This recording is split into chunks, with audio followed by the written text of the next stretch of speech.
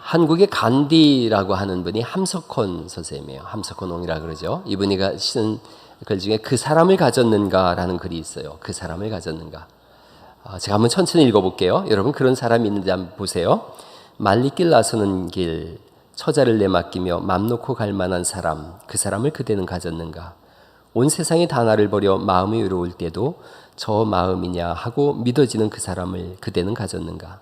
탔던 배 꺼지는 시간, 구명대 서로 사양하며 너만은 제발 살아다오 할 그 사람을 그대는 가졌는가. 불의의 사형장에서 다 죽여도 너희 세상 빛을 위해 저만은 살려두거라 일러줄 그 사람을 그대는 가졌는가.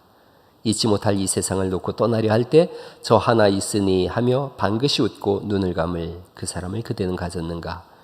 온 세상의 찬성보다도 아니 하고 가만히 머리 흔들 그 한 얼굴을 생각에 알뜰한 유혹을 물리치게 되는 그 사람을 그대는 가졌는가 하는 시예요.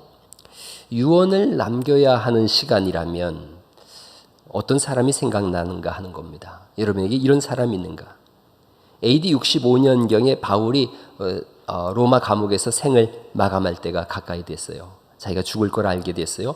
로마의 네로 황제가 기독교에 대해서 극심한 박해를 합니다. 바울이 2차 투옥되어졌어요. 곧 순교당할 상황이에요. 박해를 당하자 성도들이 교회를 떠나가기 시작합니다. 디모데후서 1장인데 찾아볼까요? 1장 15절. 디모데후서 1장 15절입니다.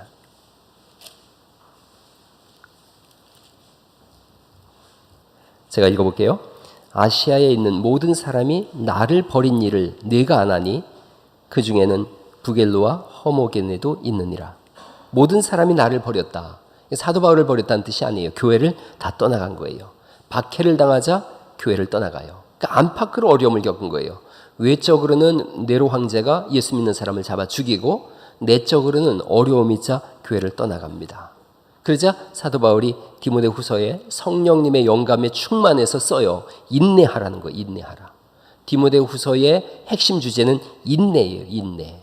디모데후서 3장 10절을 보실까요? 3장 10절. 이렇게 되어 있습니다. 제가 또 읽어볼게요. 3장 10절. 나의 교훈과 행실과 의향과 믿음과 오래 참음과 사랑과 인내와 박해를 받음과 또 고난과 또한 안디옥과 이고니온과 루스드라에서 당한 일과 어떠한 박해를 받은 것을 네가 과연 보고 알았거니와 주께서 이 모든 것 가운데서 나를 건지셨느니라. 그러니 인내하라는 거예요. 12절 말씀을 더 읽어볼까요? 같이 읽죠. 시작. 무릇 그리스도 예수 안에서 경건하게 살고자 하는 자는 박해를 받으리라. 이렇게 말씀하세요. 박해가 있다는 거예요. 경건하게 살려고 하느냐, 믿음으로 살려고 하느냐, 핍박과 박해가 있다. 그러나 인내하라. 유언처럼 쏟아지는 바울의 편지예요. 디모데 후서의 내용, 고난이 있다. 그러나 인내하라. 그러면서도 이 고난의 복음에 거하면서 계속 복음을 전파하라. 인내하면서 전파하라. 이게 핵심 주제예요. 오늘날도 마찬가지예요. 밖으로는 코로나라고 하는 이 위기 상황이 한국교회, 아니 지구촌에 휘몰아치고 있어요. 그리고 내부적으로는 신앙이 연약한 사람들은 이 코로나 상황 속에서 믿음을 떠나갑니다. 주님이 우리에게 하시는 말씀이에요. 그러한 고난과 박해, 어려움이 있어도 복음 안에 거하라. 거할 뿐만 아니라 이 복음을 전파하라. 전파하라. 그러면서 우리에게 주신 직분이 있지 않느냐. 그 직분에 합당한 삶을 살아가야 될 그런 당위성이 그리스도인들에게 있지 않느냐 하는 겁니다. 2장 15절 말씀을 또 읽어볼까요? 2장 15절 말씀 같이 한번 읽어보시죠. 2장 15절 말씀입니다. 시작.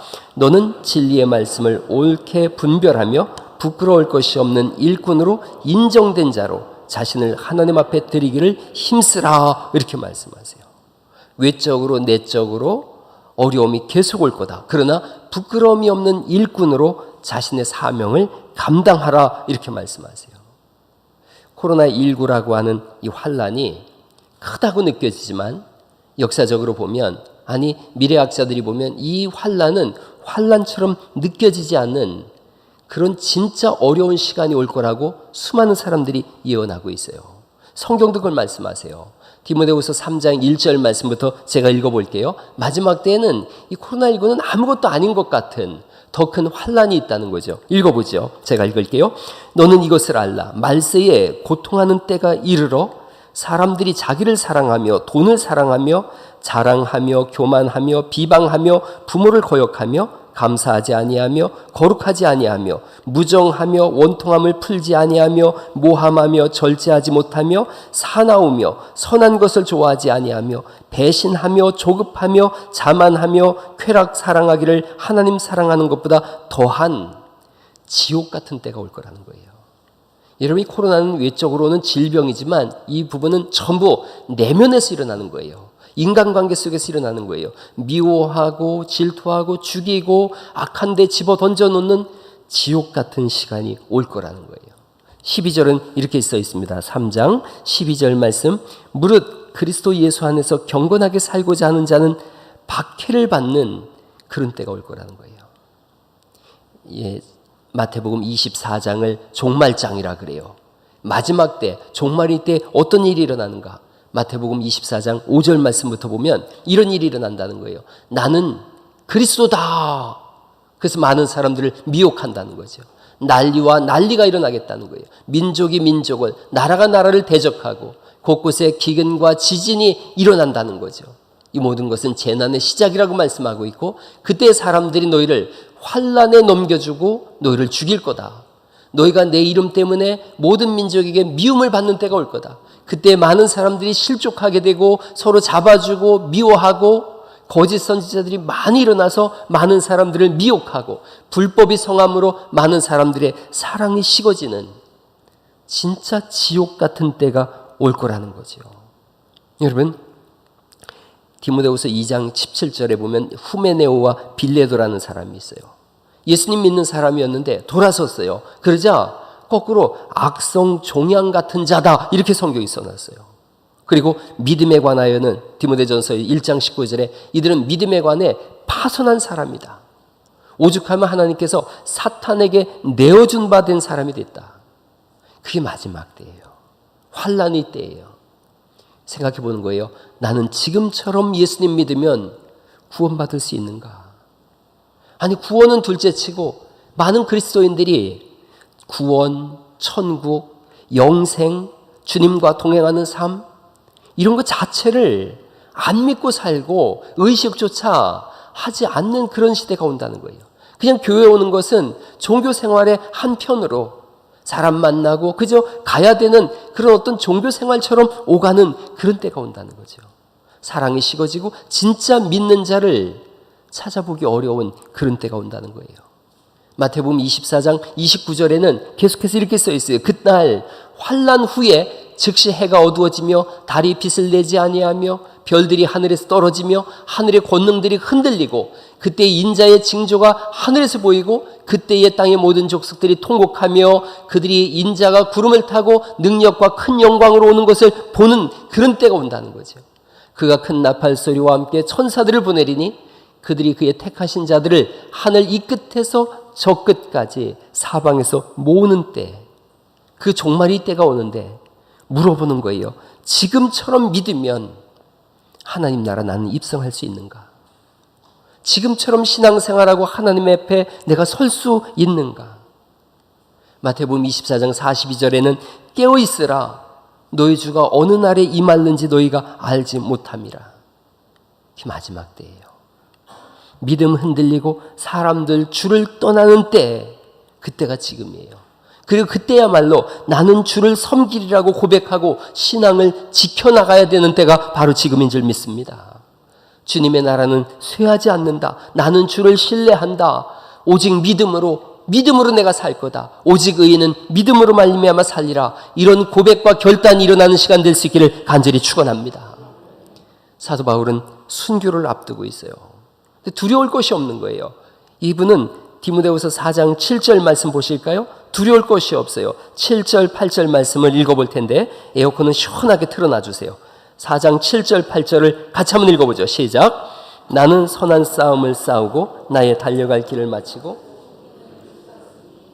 이제 후로는 나를 위하여 의의 면류관이 예비되었으므로 주 곧 의로우신 재판장이 그날에 내게 주실 것이며 내게만 아니라 주의 나타나심을 사모하는 모든 자에게도니라. 의의 면류관이 나는 예비됐다. 4장 18절에도 똑같은 고백을 하고 있어요. 주께서 나를 모든 악한 일에서 건져내시고 또 그의 천국에 들어가도록 구원하시리니 그에게 영광이 세세무궁토록 있을지어다. 아멘. 난 구원받는다. 염려가 없다는 거예요. 그런 삶을 살아왔어요. 평생을 믿음으로 살았고 주와 동행하는 삶을 살았어요. 그리고 이제 순교를 앞두고 있어요. 나는 의의 면류관이 준비되어졌다. 나는 순교를 앞두고 있다. 그런데 이 복음을 부탁하려고 그래요. 이 복음을 누구에게 부탁할까? 그러면서 떠오르는 한 사람이 있는 거예요. 조금 전에 제가 초대에 읽었던 말씀, 이 시처럼 불의의 사형장에서 다 죽여도 너희 세상 빛을 위하여 저 많은 살려두거라 일러줄 그 한 사람이 있는 거예요. 이 세상 떠나려 할 때 저 하나 있으니 하면서 방긋이 웃으면서 눈을 감을 수 있는, 마음 놓고 복음을 부탁하고 그 사람으로 인해서 다시 이 세상이 복음화되어지고 하나님의 부흥이 선포될 것을 믿는 그 한 사람이 있으니 나는 눈을 감을 수 있다. 그 사람이 디모데예요. 디모데라는 이름은 티오테모스라고 하는 헬라어인데 하나님을 영화롭게 하는 자, 하나님을 공경하는 자, 하나님을 높이는 자. 디모데는 어떻게 이 시대에 가장 영향력 있었던 사도 바울의 후계자가 될 수 있었는가? 지난 시간에 우리가 3장 15절을 봤어요. 내가 어려서부터 성경을 알았나니 라고 3장 15절은 써 있어요. 그 성경을 알았어요. 성경의 진의, 성경이 어떤 뜻을 가지고 있으며 뭘 쓰고 있고 성경에 담겨있는 그 엄청난 보화의 진리를, 그 높고 깊고 넓고 한없는 하나님의 사랑을 디모데는 알고 있었어요. 성경에 3대 사건이 있어요. 성경에 큰 세 사건이 있는데 첫째가 우주 만물과 인간 창조예요. 하나님이 온 천하 만물을 만드셨구나. 그리고 인간은 진화로다 온 존재가 아니라 인격이신 하나님이 만드신 인격적 존재구나. 이게 성경에 써 있어요. 그리고 그 사람이 타락했을 때 예수님이 그 인간을 구원하시려고 사람의 몸을 입고 이 땅에 오셨다. 그게 초림이에요. 인간의 모든 죄를 대신 짊어지시고 죽으셨다. 그리고 3일 만에 부활하셨으며 다시 예수님 믿는 사람들을 데리고 영원한 천국에서 영생을 누리고자 다시 오신다. 재림이고, 재림 이후에 영원한 하나님 나라에서 영생한다라고 하는 하나님 나라. 이것이 성경에 다 기록되어져 있어요. 그러니까 성경은 우리를 구원하시겠다고 창세기 1장 1절 말씀부터 요한계시록까지 써내려간 구원의 편지예요. 디모데후서 1장 9절을 다시 보실까요?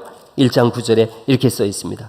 디모데후서 1장 9절 말씀 같이 한번 읽어보시겠습니다. 디모데후서 1장 9절 말씀부터 10절, 9절, 10절 같이 읽어보죠. 시작.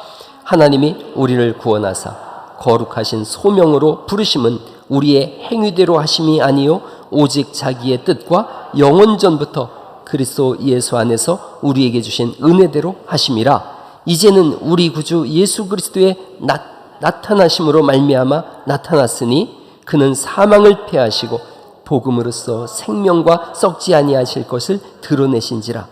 이렇게 말씀하세요. 그러니까 우리를 구원하셨구나.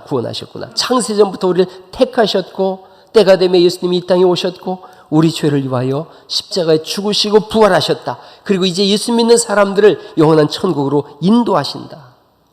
이게 성경에 써 있는데 바울이 이걸 알았고 그리고 디모데가 어려서부터 이걸 배웠어요. 여러분, 디모데는 바울과 달리 성품이 엄청 달라요. 잘 침체해요. 이 사람은. 디모데전서 1장 6절에 보면 내 속에 있는 은사를 부릴 듯 일으켜라. 이 사람 잘 침체하고 두려움이 많은 사람이에요. 나이도 어려워요. 내 연소함을 업신여기지 말게 해라. 이 사람이 아마 30대 초반 중반쯤 된 것 같아요. 그리고 병약했어요. 여러분, 디모데전서 5장에 보면 뇌에 자주 나는 위장병을 위하여 포도주를 쓰라 그러지 않습니까? 위장병이 있는 사람이에요. 어리고 병약하고 침울해지고 우울해하고 누가 봐도 큰 인물이 아닌데 한 가지 장점이 있어요.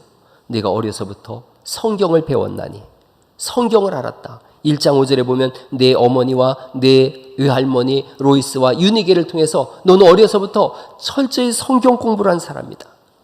하나님이 누구에게 그 시대를 맡기는가? 성경을 아는 사람이에요.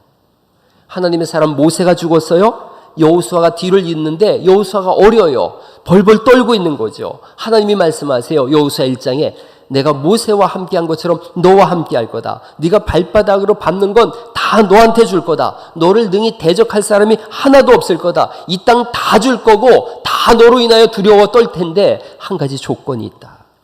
여호수아 1장 7절에 그 조건이 나옵니다. 오직 강하고 극히 담대하여 나의 종 모세가 네게 명령한 그 율법을 다 지켜 행하고 좌로나 우로나 치우치지 말라. 그러면 어디로 가든지 형통하리라. 이 율법책을 내 입에서 떠나지 말게 하며 주야로 그것을 묵상하여 그 안에 기록된 대로 다 지켜 행하라.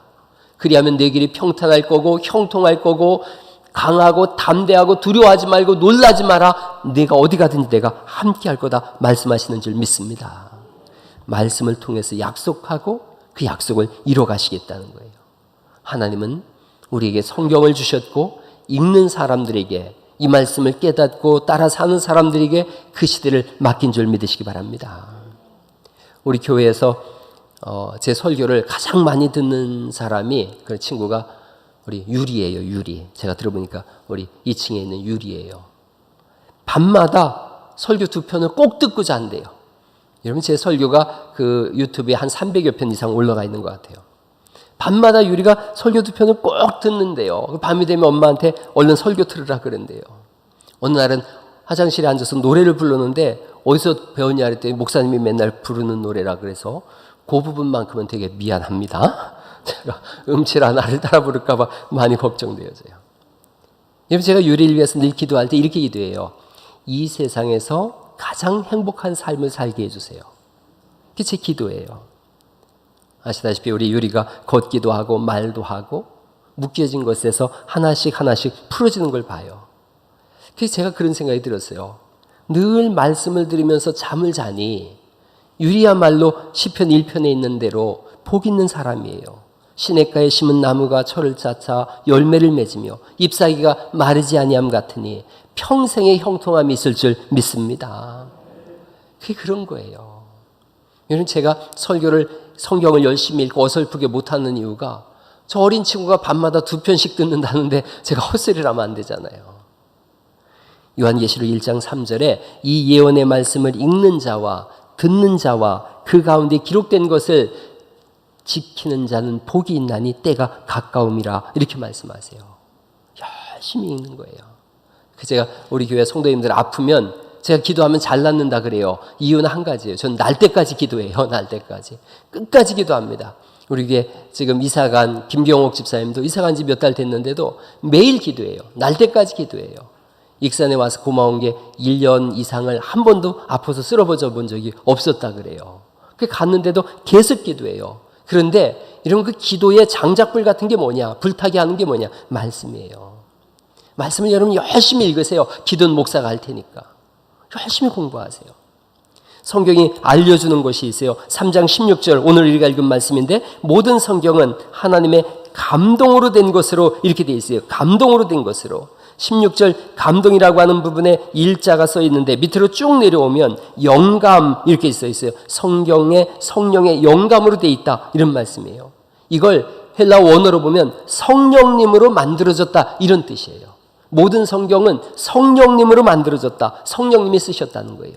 그래서 4가지가 그 다음에 나옵니다. 3장 16절 말씀을 다시 한번 읽어보죠. 시작. 모든 성경은 하나님의 감동으로 된 것으로 교훈과 책망과 바르게 함과 의로 교육하기에 유익하니 이렇게 말씀하세요.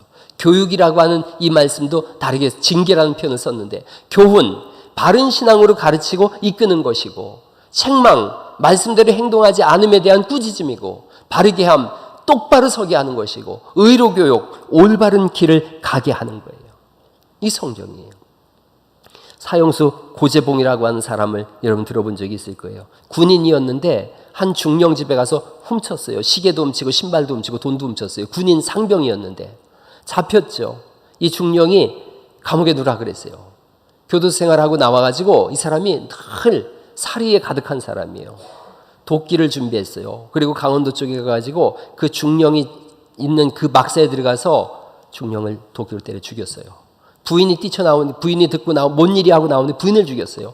아이들이 소리를 지르니까 아이들 넷을 죽였어요. 6명을 도끼로 무자비하게 죽였어요. 잡혔는데 보니까 그 김중령은 이사를 갖고 전혀 엉뚱한 이득주 중령이라고 하는 분이 거기에 주무셨는데 그 일가족이 5-6명이 다 죽은 거예요. 사형 선고를 받았는데 도끼가 풀풀 품는 거예요. 그래서 누가 뭘 갖다 주잖아요. 이렇게 눈을 찌르는 거예요. 그래가지고 그냥 큰 어려움을 겪은 사람도 있어요. 그 앞을 갈 때는 항상 이러고 가야 돼요. 지금 딱 맞게. 이런 사람이었는데 죽기 전에 자기 누이한테 편지를 썼더라고요. 저는 요즘 성경을 읽고 있는데 큰 힘을 얻습니다. 죄를 회개하고 구원의 확신을 갖고 있습니다. 성경을 구해서 읽으시고 교회에 나가면 제 말이 무슨 뜻인지 이해가 될 겁니다. 그 교도소에 있는 사람들 대부분을 전도했어요. 그리고 사형당했어요. 바른 길 가게 하는 게 뭔가? 성경이에요. 율법을 토라라 그래요. 토라는 구약성경 전체를 가리키기도 해요. 모세오경만 말하는 게 아니라 구약성경 전체를 토라라고도 해요. 토라라는 말은 야라라고 하는 말에서 나왔는데 정확히 쏟아, 관역을 뚫다 이런 거예요. 죄라는 게 뭐냐? 관역에서 벗어났다 이런 뜻이에요. 근데 토라는 뭐냐? 관역을 정확하게 맞추다는 거예요. 죄는 그 길에서 벗어나는 건데 성경은 그 길로 돌아오게 하는 거예요. 말씀을 교훈 삼아서 올바른 방향을 정해서 믿음으로 살아갈 수 있도록 성경은 우리를 이끌어가는 줄 믿습니다. 디모데는 태어나면서부터 하나님 말씀을 배웠어요. 이스라엘 백성들도 태어나면서부터 성경을 배워요. 2000년을 유대인들이 유리방황하다는데 그들 속엔 말씀이 있었어요. 이스라엘 사람들이 제일 좋아하는 성경이 요나서예요. 요나서. 왜 좋아하냐면 물고기가 요나를 먹었는데 소화를 못 시키고 토해냈거든요. 2000년 동안 수없이 많은 나라들이 유대인들을 집어삼켰었어요. 죽이겠다고 다 삼켰는데 아무도 소화를 못한 거예요. 다 토해낸 거예요. 이스라엘이 뛰어나서 그런 게 아니에요. 그들 속에 하나님의 말씀이 있으니, 우주보다 큰 하나님의 성령의 말씀이 있으니 세상이 소화할 수 없었다는 거죠. 저도 요한와서 좋아해요. 저도 가만히 보면 디모데처럼 조그만하고 위장병도 많고 잘 아프고 소심하고 그런데 내 속엔 말씀이 있더라고요. 그래서 뭐든 와라 호락호락하지 않다고 세상 그랬는데 나는 더 호락호락하지 않다. 내 속에 성령님의 말씀이 있는데 그런 거예요. 여러분 아프고 병들고 상했어요. 하나님 말씀을 먹으세요. 예수님께서 이렇게 표현하셨어요.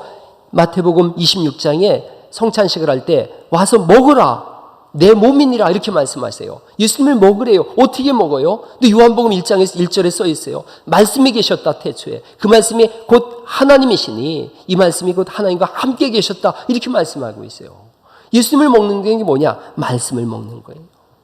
그 속에 하나님의 말씀이 우리 안에 들어오면 어둠은 떠나가게 되는 줄 믿습니다. 빛이 들어오면 반드시 어둠은 물러가게 되어 있는 거예요. 말씀을 먹으세요. 가정이 어떤 곳인가? 하나님 말씀을 교육하는 거예요. 말씀으로 양육되는 거예요. 여러분 군산 외고 앞에 제 친구 교회가 하나 있어요. 주양한 교회라고 있어요. 점심시간 되면 아이들이 10여 명이 막 밥을 빨리 먹고 교회로 뛰어온대요. 거기서 한 100여 미터 되는데 와가지고 그 짧은 시간에 이 아이들이 성경을 읽고서 큰 소리로 기도하고 간대요. 교회 문을 열어놨더니 물어봤대요. 니들 뭔 기도하냐? 그랬더니 이 녀석들이 엄청난 기도를 하더라고요. 하나님 세상이 내 덕 보게 해주세요. 그렇게 기도한대요. 그 말 듣고 제가 얼마나 놀랐는지 몰라요. 애들이 이제 고등학생인데 근데 그게 이해가 되어져요. 성경을 읽고 하나님 백성으로 산다면 그런 기도와 그런 배포가 당연히 나오지. 요나서처럼 물고기가 토해내듯이 세상이 그들을 소화하지 못하고 오히려 세상이 감당치 못하는 하나님의 백성으로 세움받게 될 줄 믿습니다. 그게 말씀인데 이걸 맨날 들고 다니면서도 열어보질 않는 거예요. 여러분 유대인들은 금요일 저녁부터 토요일 저녁까지 그게 안식일이에요. 저녁부터 시작되거든요. 금요일 저녁부터 토요일 저녁까지 안식이라고 지키는데 금요일 저녁이 되면 온 가족이 예배를 해요. 안식일은 내일 토요일인데 금요일 저녁부터 가정이 모여서 가정 예배로 예배가 시작되어져요. 그리고 토요일 날 아침 8시에 회당에 다 모여요. 회당에 모이면 회당장이 이 신명기 6장 4절에 있는 말씀을 선포해요. 쉐마 이스라엘 이렇게 선포해요. 이스라엘아 들으라 이 말씀이에요. 이걸로 예배가 시작되어져요. 그러면 모세오경에 기록된 두루마리 성경이 있어요. 저렇게 된 거를 3시간에서 4시간 정도 땀을 뻘뻘 흘리면서 전력을 다해서 예배해요. 에어컨을 안 틀더라고요. 선풍기도 안 틀어요. 하나님의 말씀을 듣는 일에는 이 정도의 고난은 감당해야 된다. 땀을 뻘뻘 흘리면서 3, 4시간을 성경을 읽어요. 집에 돌아가서도 잡담을 안 해요. 종일 집에 돌아가서도 율법서와 탈무드를 읽으면서 경건하게 하루를 보내더라고요. 팀 라하이 목사님이 성경 공부의 비결이라고 하는 책을 썼는데 하루에 15분씩 맑은 정신으로 성경을 읽으면 7개월이면 완독한대요. 하루 15분 7개월이면 성경을 완전히 통독하고 중요한 부분에 걸쳐서는 여러 차례 읽을 수 있고 중요한 진리와 약속, 계명들을 마음속에 뿌리내리게 하고 가장 중요한 말씀들은 묵상하게 되고 요절을 깨달을 수가 있고 성경 말씀에 대해서 해박하게 된다. 코로나라서 제가 신방을 크게 못해서 요 전반기 6개월까지 이렇게 읽었는데 3독하게 되더라고요. 가능하더라고요. 그런데 유대인들은 요거 여러분 하루 15분이면은 1년으로 치면은 4일밖에 안 돼요. 4일. 근데 유대인들은 일주일 중에 하루를 꼭 빼서 이걸 하는 거예요. 그러니까 1년에 52일을 온 마음을 다해서 성경을 읽고 묵상하고 공부해요. 기도할 때는 율법이라는 거울에 비춰서 내 삶이 잘못됐나 잘됐나 토라가 그런 거니까 저렇게 성경을 읽고 그 앞에 가서 기도해요. 저 복장을 보세요. 아무리 더워도 저 의복을 정장하고 그 위에 외투까지 입어요. 머리에는 저 키파라고 하는 모자를 꼭 써요. 저들은 모자 없는 예배는 없어요. 내 머리에 모자가 있듯이 내 위에는 하나님이 계신다라고 하는 신앙 고백이에요.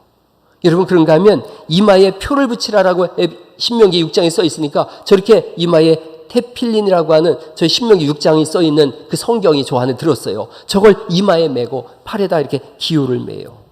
문마다 문설주에다가 신명기 6장에 써 있는 저 매주자라고 그래요. 저게 성경이에요. 이렇게 되어 있는 건. 그리고 W자 비슷한 쉐마의 이 W자를 저렇게 써놨어요. 저걸 날마다 들어가면서 나가면서 만지면서 다녀요. 하나님의 말씀을 내가 부지런히 읽고 연구하겠습니다. 이런 거예요. 성경을 생활화해요. 물론 이들의 문제점은 구약만 인정하고 신약을 받아들이지 않음에 있지만 이들이 성경을 연구하고 묵상하는 자세만큼은 우리가 배워야 돼요. 성경을 먹은 사람은 세상에 삼킬 수 없는 사람이 되어져요. 성경을 공부하고 탐구하는 일에 여러분 시간 내시길 바랍니다. 돈을 벌고 다른 것 이룬 다음에 성경 공부해야 되겠다 그러면 안 돼요. 늦어버려요. 하나님 말씀인 성경을 배우고 암송해서 머리에 저장해 두는 거예요. 영원한 생명으로 직결되는 게 성경이잖아요. 유대사회에서는 12살에서 13살 되면 성경 기초교육이 끝나요. 가정에서 배우기 때문에 그래요.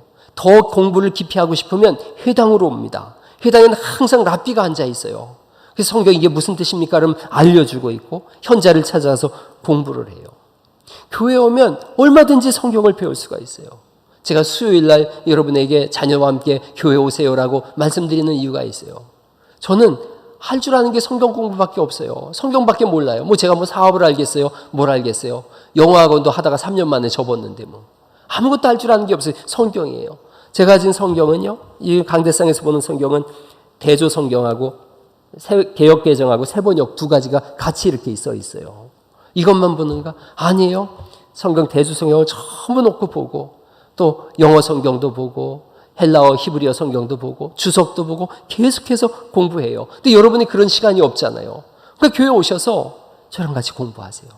수요일 날 모든 학원 다 작파하라. 교회 가자. 성경 공부하자. 이렇게 하세요. 6월절 되면 청소년들은 출애굽기를 암송하면서 절기를 지켜요. 5살 되면 그때부터 모세오경을 암송을 시작하고 청소년 때에 창세기, 출애굽기, 레위기, 민수기, 신명기 이 5권의 성경을 청소년들은 거의 대부분 암송합니다. 유대인들이 세계적으로 뛰어난 민족이 된 건 타고난 게 아니에요. 끊임없는 성경 교육 덕분이에요. 가장 지구촌에서 우수한 민족이 누군가? 우린 거예요. 우리나라인 거예요. 여러분, 우리가 얼마나 대단한지 아시죠? 주일날 요 성경 몇 구절 읽는 걸 가지고도 이렇게 대단한 민족이 됐는데, 성경을 열어보세요. 열어보세요. 하나님이 어떻게 여러분의 가문과 여러분의 자녀들의 삶을 어떻게 인도하는지를 성경을 열고 한번 증명해내세요. 세상이 삼킬 수 없는 가문, 그렇게 세워나가 보세요. 성경을 읽는 두 가지 방법이 있어요. 유대인들은. 첫째가 카라. 부르다, 반포하다, 큰 소리로 읽는 거예요. 큰 소리로. 그래서 몸 전체로 성경이 스며들게 하는 거예요. 여러분, 3장 17절 말씀을 카라로 다 읽어볼까요? 반포하는 거죠. 3장 17절 말씀은 큰 소리로 읽어보죠. 시작. 이는 하나님의 사람으로 온전하게 하며 모든 선한 일을 행할 능력을 갖추게 하려 함이라. 큰 소리로 읽는 거예요. 열정을 쏟아부으면서 읽는 거예요. 다른 사람과 말도 하지 않아요. 성경을 읽을 때는. 왜냐하면 다른 사람과 말하면 입술이 부정해진다. 성경을 읽은 입술로 어찌 그 시간에 다른 사람과 대화를 할 수 있겠는가? 이렇게 생각을 하는 거예요. 또 하나는 하가라 그래요. 하가. 중얼중얼거림이에요. 속삭임이에요. 이걸 우리나라 성경으로는 묵상하다 이렇게 번역했지만 정확한 번역은 중얼거리다. 내 귀에 들리도록 그렇게 읽는 거예요. 정다운 사람과 속삭이듯이 하나님과의 속삭임, 그게 하가예요. 여러분, 3장 16절을 하가로 한번 읽어볼까요? 하가로 같이 한번 읽어보죠. 시작. 모든 성경은 하나님의 감동으로 된 것으로 교훈과 책망과 바르게 함과 의로 교육하기에 유익하니. 잘하셨어요. 여러분, 3장 17절은 카라로 읽어보죠. 카라. 시작. 이는 하나님의 사람으로 온전하게 하며 모든 선한 일을 행할 능력을 갖추게 하려 함이라. 아멘. 저는 이 방법으로 성경을 읽어요. 제 방문 앞을 여러분이 혹시 지나가다가 뭔가 큰 소리로 성경을 읽는 소리가 들리거든. 우리 목사님 지금 하가를 읽는 거구나. 중얼중얼하는 소리가 들리거든. 카라를 읽고 있구나. 카라를 읽다가 어떤 말씀이 내 속에 막 들어오면 큰 소리로 막 소리내서 읽어요. 성경을 공부하고 연구하고 암송하면 하나님을 사랑하고 경외하게 되어지고, 성경을 읽지 않고 연구하지 않고 배우지 않으면 뿌리 없는 신앙이 되어져서 금방 무너져요. 신학자 중에 칼바르트라고 하는 신학자가 이런 말을 했어요. 하나님의 말씀이 성경 속에서 우리를 기다리고 있다. 전 이 말씀이 너무 좋아요. 하나님의 말씀이 성경 속에서 우리를 기다리고 있는 거예요. 이 말씀을 가지고 어떻게 살까? 길이 막막해요. 주님이 말씀하시잖아요. 내가 길이다 그랬잖아요. 이 속에 하나님이 그 길을 가지고서 기다리고 계세요. 디모데, 당대 최고의 지성인이면서 교회를 세웠던 가장 하나님이 위대하게 쓰신 사도 바울의 후계자가 됐어요. 딱 한 가지, 어려서부터 성경을 알았나니. 영생을 주는 비결이 담긴 책 성경, 세상을 선도할 인재를 만들어내는 책 성경. 성경이 우리에게 주는 은혜가 그거예요. 저는 이게 꼭 그렇진 않은데, 성경적인지 아닌지 잘 모르겠는데, 제가 개인적으로 느낀 거는 구약 성경을 열심히 연구하면 세상적인 부유함을 얻는 것 같아요. 신약 성경을 열심히 연구하면 하나님 나라에 대한 영생의 길이 열리는 것 같아요. 그 구약과 신약을 다 보는 거예요. 다 보는 거예요. 여호사밧이 역대하 17장에 보니까 그 시대에 성경을 가르쳤더니 그 나라가 점점 강대해지더라, 이렇게 말씀하세요. 이걸 그냥 주일날 한 번만 폈다가 이렇게 놓기에는 너무 아까운 책이에요. 너무 아쉬운 책이에요. 너무 답답한 거예요. 성경을 여세요. 성경을 공부하세요. 저는 그런 분들 좋아해요. 우리 교회 몇몇 분이 저한테 꼭 성경을 읽다가 모르면 목사님이 뭔 뜻이에요? 저는 그분들이 제일 좋아요. 여러분 그렇게 하세요. 목사 하나도 안 바빠요. 그거 하나도 안 귀찮아요. 괜히 이거 물어봐도 되나? 물어봐도 돼요. 다 물어보세요. 모르면 물어보는 거죠. 무지보다 더 독한 죄는 없어요. 하나님의 말씀 알아가는 거예요. 1893년 보스턴에서 6천 명 정도가 집회가 열렸어요. 설교자는 윌리엄스 목사님, 찬양 인도자가 틸만 목사님. 그날은 이 목사님, 윌리엄스 목사님이 성경이라고 하는 주제를 가지고서 설교를 하려고 그래요. 그런데 성경에 관한 찬송을 아무리 찾아도 마땅한 찬송이 없어요.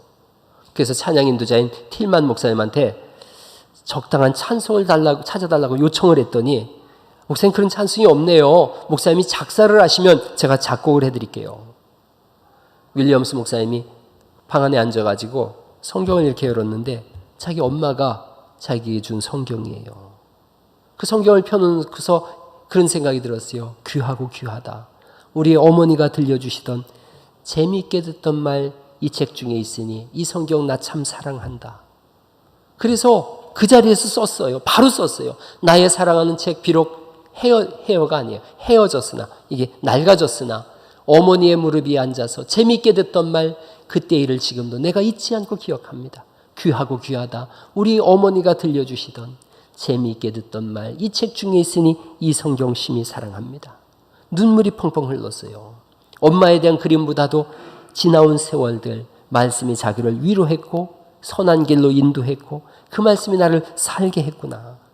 이 가사를 줬더니 틸만 목사님 그 자리에서 작곡한 게 그 찬송이에요. 우리에게 성경이 얼마나 소중한 책인지 한번 자기에게 자문해 보세요. 우리 자녀들에게 그런 추억은 있어야 되잖아요. 어느 날인가 자녀들이 장성했을 때 우리 어머니가 들려주시던 우리 아버지가 들려주시던 그 하나님 나라에 대한 말씀 이 책 중에 있으니 이 성경 심히 사랑합니다. 그런 추억 한 자락은 가지고 있어야 되지 않겠습니까? 가족이 모여서 성경을 나누세요. 어느 시간이든 성경을 펴놓고서 이게 무슨 뜻인지 한번 나눠보자 해보세요. 감리교 창시자 존 웨슬레 목사님의 어머니가 수잔나 사모님인데 5살 때 앉혀놓고 성경을 열면서 성경과 글을 같이 알려줬다 그래요. 그러자 그 시대의 주연으로 하나님 웨슬레 목사님을 썼어요. 다른 교목보다 성경을 먼저 가르치세요. 시편 119편 97절에 있는 말씀 읽어드리고 마칩니다. 내가 주의 법을 어찌 그리 사랑하는지요. 내가 그것을 종일 작은 소리로 읊조리나이다. 성경을 열고 공부하고 묵상하겠습니다 라고 오늘 결심하고 그렇게 함으로 인해서 세상이 감당치 못하는 믿음의 명가들을 이루어 가시기를 예수님의 이름으로 축원합니다. 우리 그